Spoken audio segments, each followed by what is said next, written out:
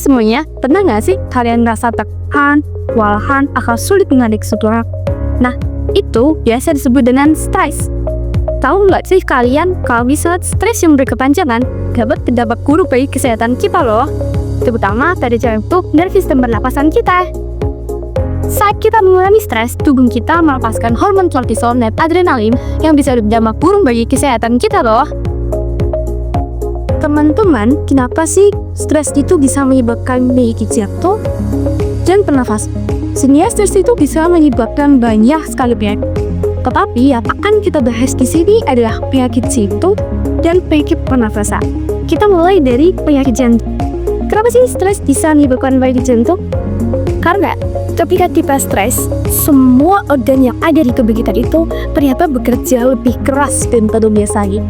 Karena hal tersebut, jantung itu memompa lebih cepat sehingga tekanan darahnya meningkat atau biasa disebut hipertensi. Nah, karena tekanan darahnya meningkat, itu bisa mengakibatkan penyempitan pembuluh darah. Karena penyempitan pembuluh darah tersebut, maka darah yang seharusnya mengalir ke setiap bagian-bagian organ tubuh kita itu menjadi terhambat. Oleh karena itu, stres bisa menyebabkan penyakit jantung dan meningkatkan penyakit hipertensi. Kemudian yang kedua, itu adalah penyakit pernafasan.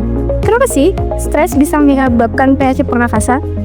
Karena ternyata ketika kita stres, apalagi stresnya itu berkepanjangan ya, ketika kita stres, nafas kita itu menjadi lebih cepat. Selain itu, bagi orang yang memiliki riwayat asma dan POK atau penyakit paru obstruktif kronis, itu akan meningkatkan penyakit tersebut. Nah, kemungkinan akan terkena lagi penyakit tersebut. Oleh karena itu, stres bisa menyebabkan penyakit obstruktif POK atau asma. Lalu, gimana sih cara kita mencegah stres? Nah, berikut beberapa cara yang bisa kita lakukan untuk mencegah stres. Yang pertama, kita perlu olahraga secara teratur. Dengan jalan kaki atau bersepeda 10-15 menit sehari sudah sangat membantu tubuh kita loh. Lalu yang kedua, kita perlu tidur yang cukup. Kalau kita kekurangan tidur, maka fungsi amigdala akan menurun, di mana itu akan membuat kita lebih reaktif kepada stres. Sehingga teman-teman perlu nih tidur 7-8 jam sehari ya. Tidur malam tidak bisa diganti oleh tidur siang. Lalu yang ketiga, teman-teman perlu mengonsumsi makanan sehat. Kurangilah makanan yang tinggi gula dan garam karena itu bisa meningkatkan hormon kortisol kita sehingga kita bisa lebih reaktif terhadap stres. Lalu yang keempat, kita perlu belajar mengelola waktu nih.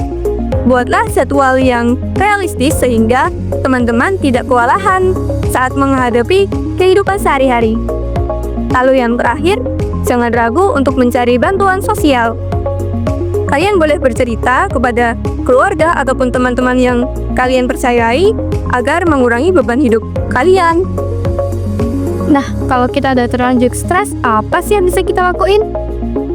Yang pertama, melakukan latihan pernafasan seperti tarik nafas dalam, tahan beberapa detik, dan hembuskan.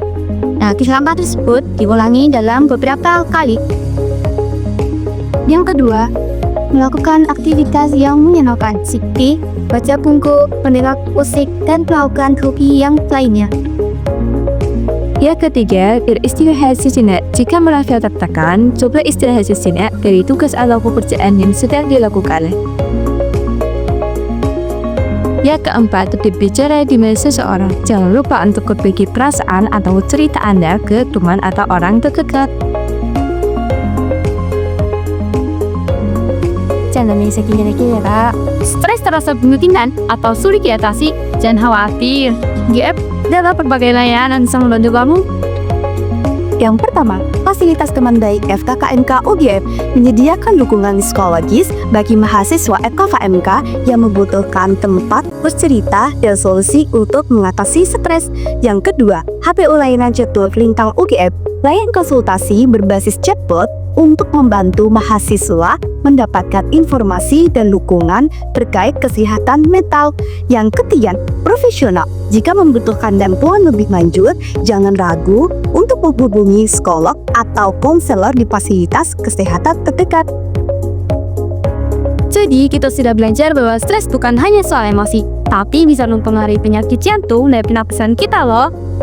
Yuk kita mulai menerapkan kebiasaan baik untuk mencegah dan mengurangi stres. Ingat, kendalikan stres sebelum stres mengendalikan kita.